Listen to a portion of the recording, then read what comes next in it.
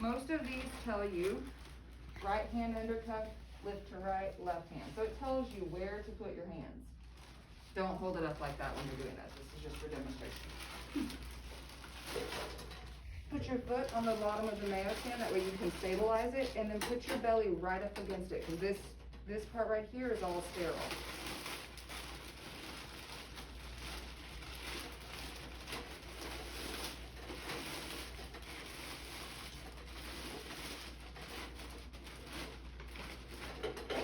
Now this whole thing is sterile. This is the only piece of furniture in the OR that you can put your hands underneath to move around. This is still considered sterile. It's that weird gray area that we talk about every once in a while. So I'm gonna move this over here because I want it closer to me. And then I'm going to towel drape my mayo stand. Some of them you can get away with doing just one towel, depends on the OR towels you're using. But you want to tuck all of that stuff in on the sides, because what happens is you go to move your mayo stand and everything starts to fall because it catches on something.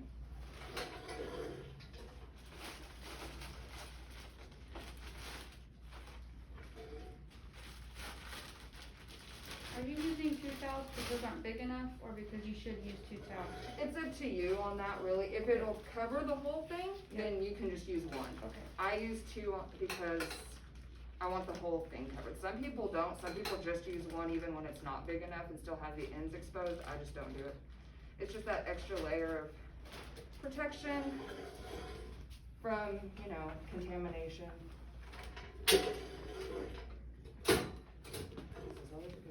Okay, so now I have that set up. I can start maneuvering my stuff around. A good rule of thumb is to only move things once if possible. But at the very beginning of your case, you're gonna have to move stuff so that you can get your table set up.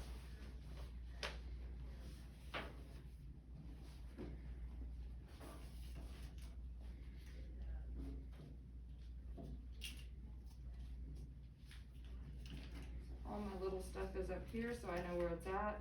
Some people will put it in their basin, which is up to them. If that's what you want to do, then that's fine. Just make sure you know where your sharps are. And then you're going to want to towel out your back table. When you towel out your back table, or some people use a 3/4 sheet, I just use towels. When you do it though, you have to make sure, because it's just like putting a drape down. If the drape goes over the side, you have to leave it that way. You cannot pull it back on there, because at this point, only the top of this is sterile now. Also, don't like wave your towels open, because that creates like, what is a little tiny towel? That creates weird air currents that can cause bacteria to come up and all sorts of stuff. Is that me? Yeah. Does it say who it is? It's a 737 number. Oh, just hit the end button, thanks. Alright, so then you're gonna have to figure out which way you're gonna be positioned in the OR, so you know how to set your table up. Since I'm over here and the table's right there, I'm going to assume that when I move my table, this portion of it is gonna be closest to me based on the way I'm standing to set this up. If I was on the other side, then I would set all of my working stuff up there. But that way, I'm just gonna show you real quick, when you move the table, see, all of the stuff you're gonna need immediately is right here, so all of your extra junk can go back there. So the next thing I'm gonna do is get my instruments. At this point, you wanna make sure you're holding it out from you, not touching your gown. And then the nurse will come over and she'll check that to make sure that there's no holes. And when they do that, they lift it up, look through the light, or look through this thing at the light. Or if it's in a Genesis pan, they will check to make sure that the filters in the bottom are not wet. If they're wet, then that means there's something wrong with the sterilization process, so those are contaminated. In the event that happens, you'll put them back where you got them, and then you'll take your gloves off and get new gloves. There is a count sheet. It comes with it, so I'm just gonna sit that there for now, because I'll do a count here in a minute too. And then I'm gonna start setting all of this stuff up. So here's my needle board, preloaded with a needle. Here is all of my labels, which they don't really look like that in real life. And actually, can you do me a favor? Can you come grab this basin here? This one is not complete. Here, thank you. This is a complete basin, it looks like. So, back to that, we have that stuff there.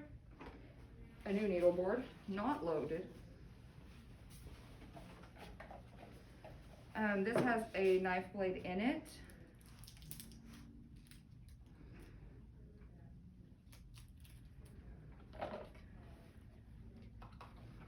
Basins.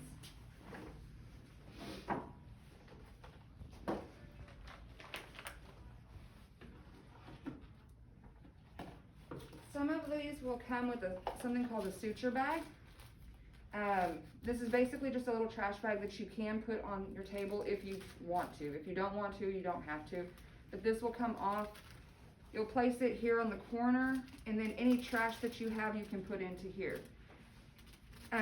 If you do use these, remember that once you've thrown something away, it's contaminated because it's still below table level. So I normally don't use suture bags. I just throw stuff in my basins. If it's a sharp, but you have to put it in. The sharps will go in here, but like this trash, Okay. I could just throw into that basin, or the bag.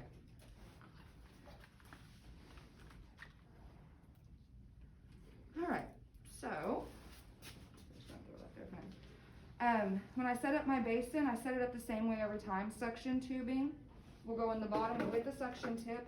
Most of the time we use plastic suction tips. Every once in a while we have a surgeon that wants a metal one. If that's the case, then just put the metal one in there. And then always check and make sure you actually have a Bovie tip on your Bovie before you put it in there. So there's that. This is, remember, my extra corner here, so I'm just gonna put that there for now and make a roll towel for my instruments. When I make my roll towels, I will place this down on the table, and then I fold in the two corners. It's completely up to you how you make your roll towels. Some people just roll them. Like I said, it's up to whatever's easiest for you. Some people will use two towels. This is just the way I've always done it, and it makes sense for me.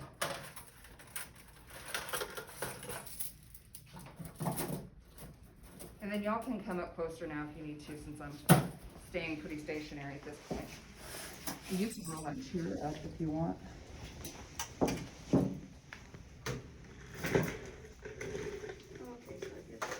So basically it just holds your instruments in place up here. The next thing that I do is make sure to take all of my little stuff out of here.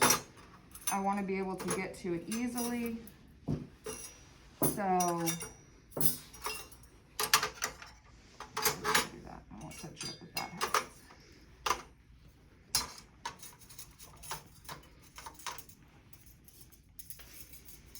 This will go there. So now I have all of my retractors are in there, and then my two suction tips are still in there as well. So next I'm gonna get all of my pickups set up. The way I do it is, if they have no teeth, I put them facing one way. If they have teeth, I have them put facing the other way. That's just so that I can easily grab if I need to. I know where my stuff is. I do these the exact same way every single time, regardless of what case it is. And I do it that way so that I create muscle memory. That way I don't have to worry about, oh, well, how do I do it this time? It's the same way every single time.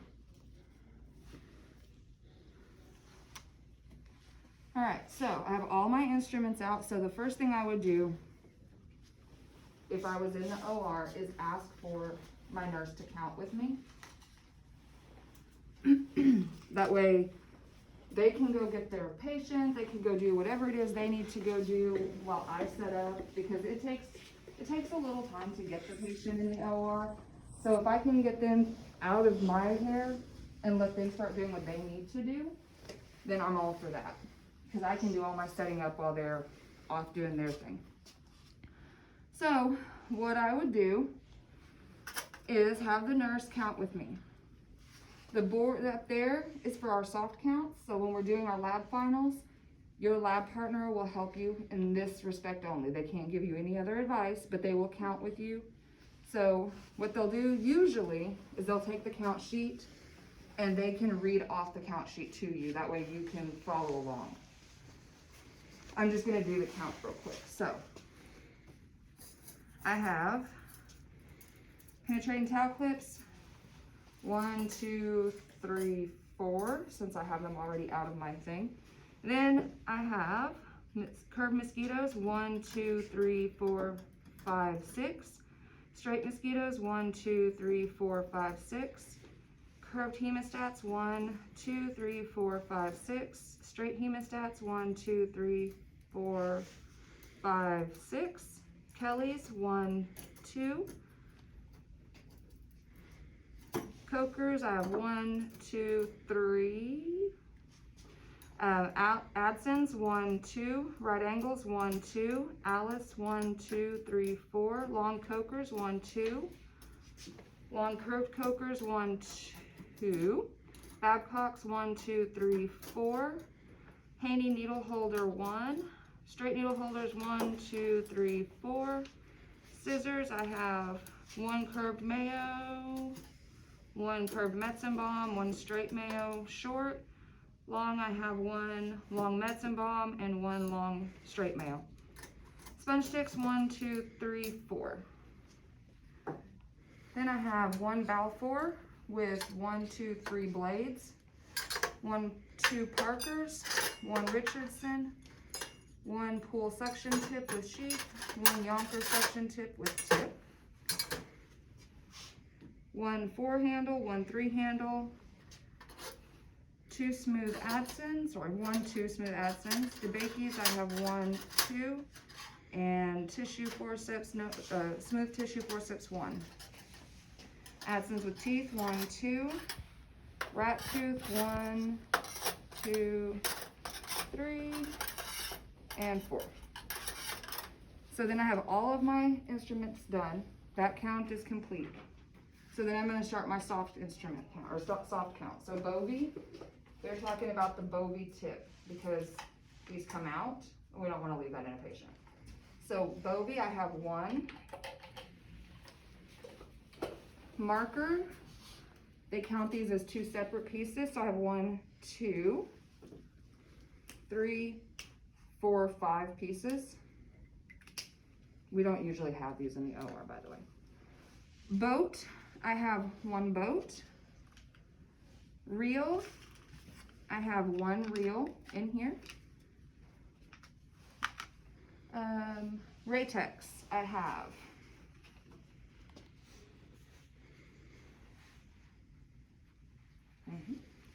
1, 2, 3, 4, 5, 6,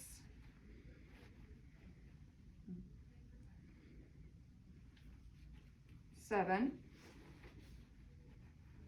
8, 9, 10.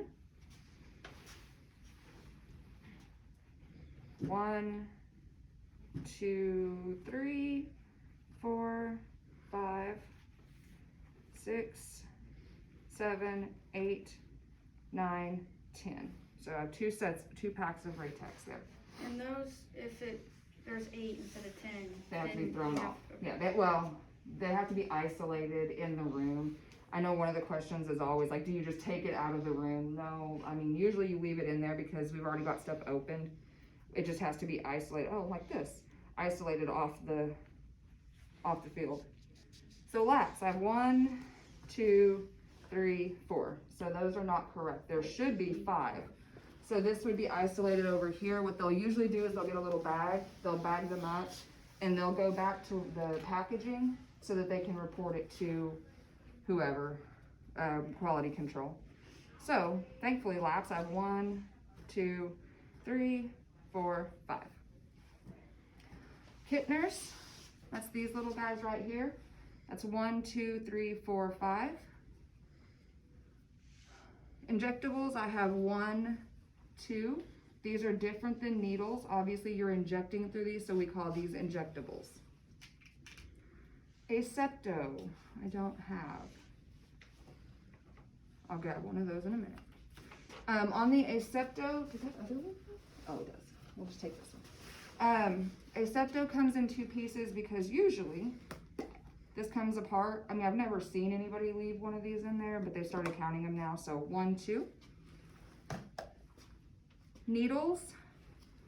The needles are the actual suture needles. So on this one, it's chromic gut. You can't open this one up until right before use because it is prepared with chromic salts and it smells like alcohol and it'll dry out. So you just have to trust that there's only 1 needle on here. Usually if there's more than 1, I have none right here.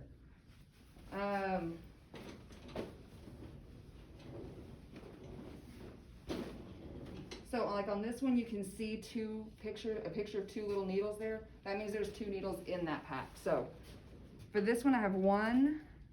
I can see 1 there, so 2 and 3.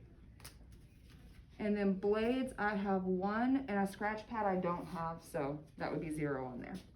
And then that's, my counts are done. The nurse can go do her thing while I get everything set up.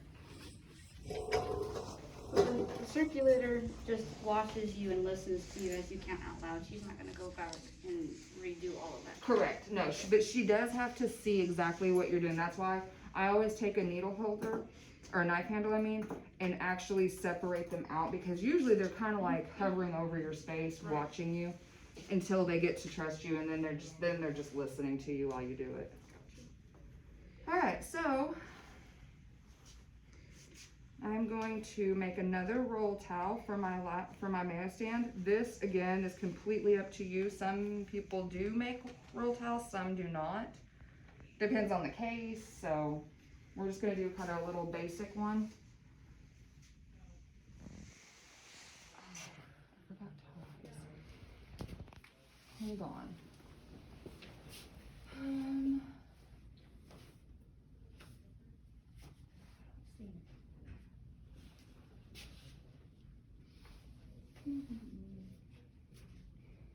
Okay, well, remind me to go. No, let me do this. Let me find it. Hold on. Don't videotape.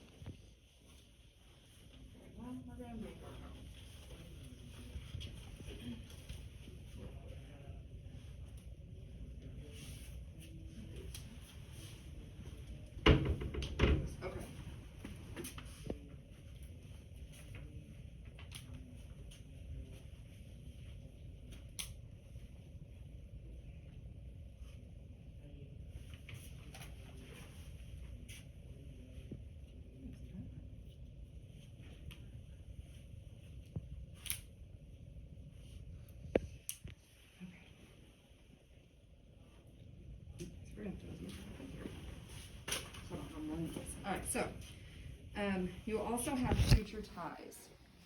There's 2 ways to do this. You can either go underneath this towel if you need to, Or the way I do it is I just put them into my roll towel and then make sure that they're not hanging off of my roll towel.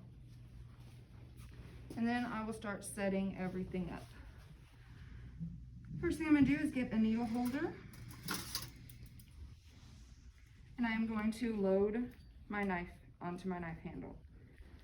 When I load, you clamp it all the way down. There's a little line at the bottom of your knife handle. There's a little line at the bottom of your blade. They should fit together. You don't want them to be opposite because then when you try to take it off, it will probably shatter. There's a little side in a little divot in this knife handle, and it should just click on like that. And then I will put that here because that's one of the first things I'm gonna need. This seemed like a pretty good needle holder, so I'm gonna put these up. Make sure when you put your instruments up that they're clicked once to close them. Otherwise, when you go to grab something, everything just kind of comes with it.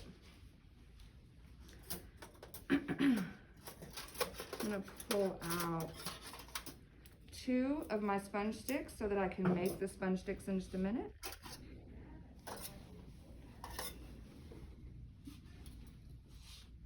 I'm gonna put 2 DeBakey's up here because those are the most commonly used. And then I also have 2 Adsons with teeth. That way, if I have to grab, if the surgeon has to grab a needle or something, then we have those too.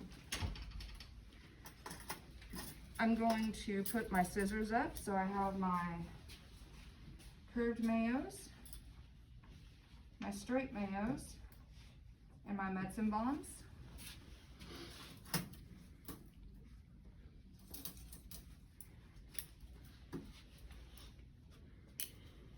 And then I've got some Adsons and a right angle, but I'm gonna load that with that free tie on my right angle.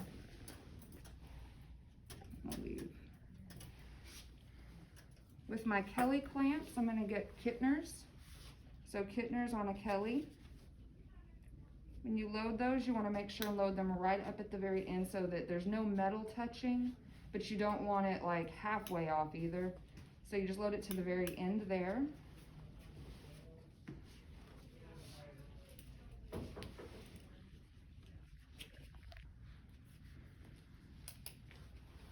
And then I have those ready just in case they need to do that.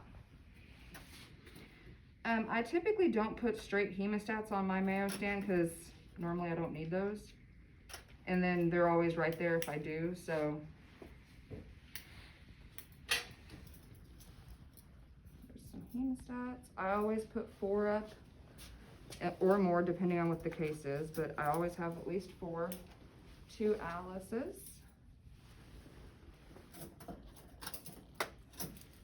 2 Babcocks, 2 Adsons, and then we'll put 4 of our mosquitoes up there as well.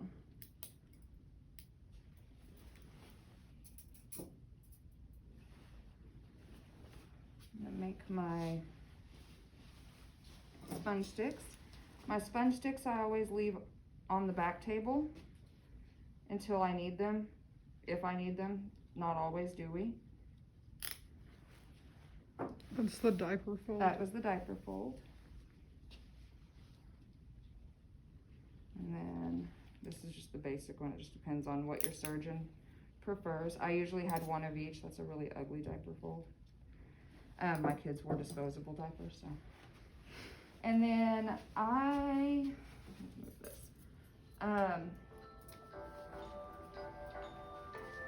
I always keep Raytex up on my field. Usually I have Army Navies that go around them, but this set doesn't have Army Navies, so we're just gonna use the Parkers, even though they don't work quite the same, for my cute little way of doing this. And then I'm gonna load up 1 of my free ties on my right angle clamp. When you do this, these are Leahy galled up clamps, not right angles. You just want to make sure that it goes right in this tip and it comes out this end. They cannot be out like that. It has to be inside coming out the end of it. Okay? So when you guys take your lab final, I will get you for that if it's not coming out the right way. At this point, I can start setting up my draping stuff. So, I know for a fact I'm gonna need something to clamp these. Usually we have a non-penetrating towel clip, but I don't have one now, so we're just gonna use a hemostat. So I'll put that down here with my section and my Bovie. Then we're gonna put the drape down. Oh, and these are your light handles. These will go in there too, because you do all of that stuff after the draping is done. So after you've got that, you're gonna put your drape down. And then remember, we always do 4 towels. So you have 1 towel. When you open it up, just fold the tab down away from you 3 times. And most of the time you have that little fold there. So you just open it where that fold is and let it fall over. So these are the towels that are gonna make the Go- corners yep. of the, okay. And then on the last towel, you want to fold it towards you. And I know it seems weird, but when you're actually giving the towels to the surgeon, they're taking them, and the order that they're taking them, that's the order they'll need them so they can be properly placed. So I just put those right there on top of the drape. Underneath it, I put my 4 penetrating towel clips because those are what's going to hold those 4 towels in place. If I had gloves for my surgeon, I would put those right there on top of the 4 towels, his gown, and then his towel. He won't use this. He needs a real towel, so I would put that there. And then I have everything ready except for my fluids. During the lab final, you guys will be pouring fluids. So I'm gonna show you, even though this is probably not sterile.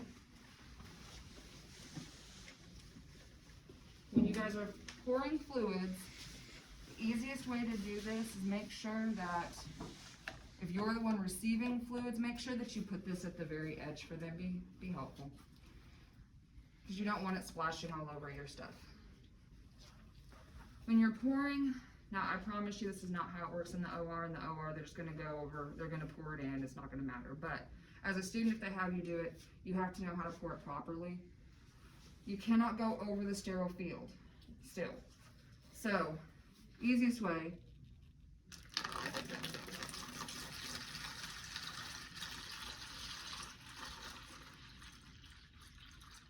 you'll pour as much as you can into there, and then you'll back away from there.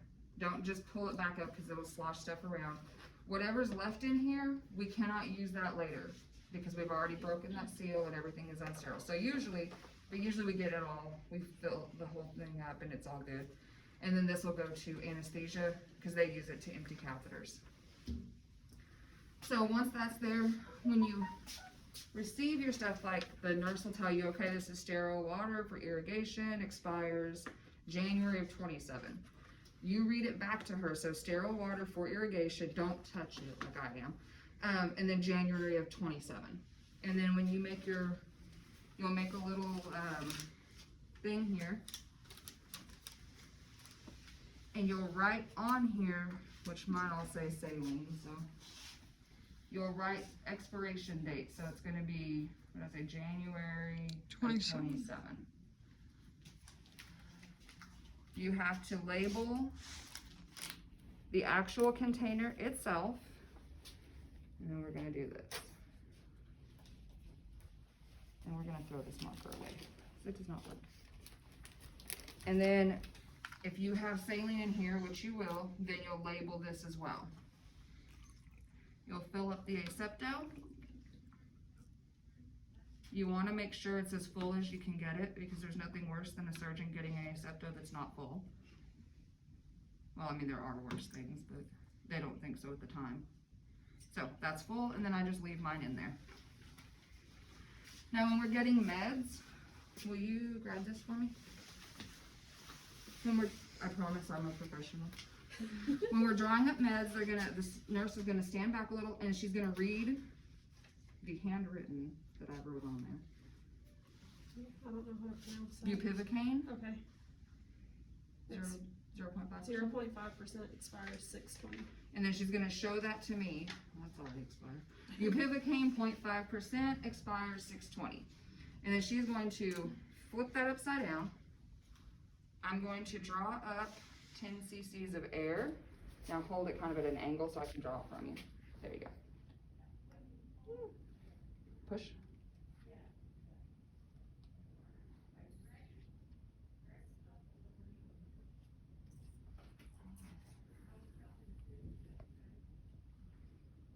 And then once it gets to 10, or actually I pull a little bit more, then I'll just pull out.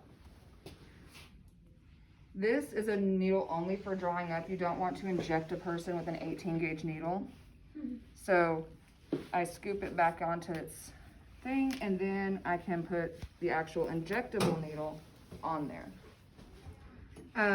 It was bupivacaine, 0.5%, expired before now. So I don't like these that are already made, but this is what I have in here. So we're just gonna say Marcaine with Epi, 0.5, expires 6/20. Don't use.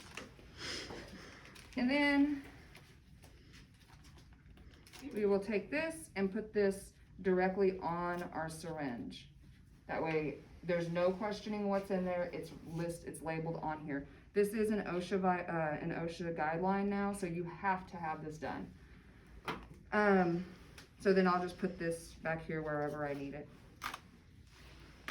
Sometimes what they'll do is the nurses will take the medicine bottle, which this is how it normally happens, and they will take the top off of it and then just pour it into a med cup that has another med cup in it.